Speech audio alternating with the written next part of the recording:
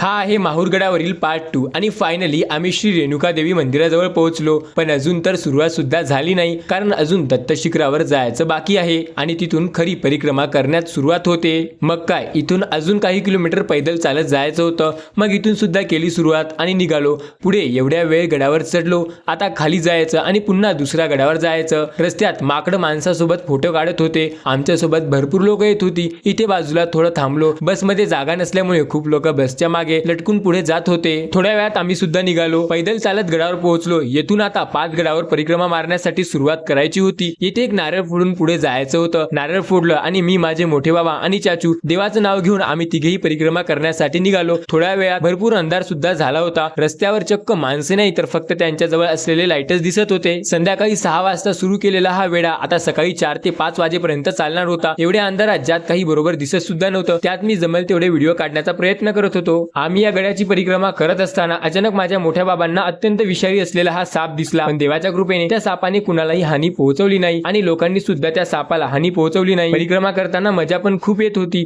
आणि घनदाट जंगल पाहून भीती सुद्धा वाटत होती। पण आमच्या सोबत हजारोंच्या संख्येत भाविक भक्त सुद्धा होते। डोंगर चढत उतरत आणि चिखलात माळाने फिरत तब्बल 6 ते 7 तासात आम्ही या तळ्यावर येऊन पोहोचलो। इथे पूजा वगैरे करून पुढे निघालो आणि घनदाट माळ होतं, त्यामुळे जवळपास सर्वांच्याच मोबाईलची बॅटरी पूर्णपणे डाऊन झाल्या होत्या, कारण ते सतत चालूच होत्या आणि पुढे सुद्धा खूप अंधार होता। त्यावेळेला सर्वात जास्त आमच्याकडे लाईट असणं गरजेचं होतं, त्यामुळे यापुढे काही व्हिडिओ शूट करता आले नाही। पण एकच सांगणार, या गडाची परिक्रमा करताना मजा खूप येते। पुढच्या वर्षी पुन्हा जाणार आणि त्यावेळेला तयारीत जाऊन पूर्ण व्हिडिओ काढणार। आणि हो, आपल्या या पेजला फॉलो करा, कारण लवकरच आपल्या पेजवरती डेली ब्लॉगिंग सुद्धा येणार आहे, त्यामुळे फॉलो नक्की करा।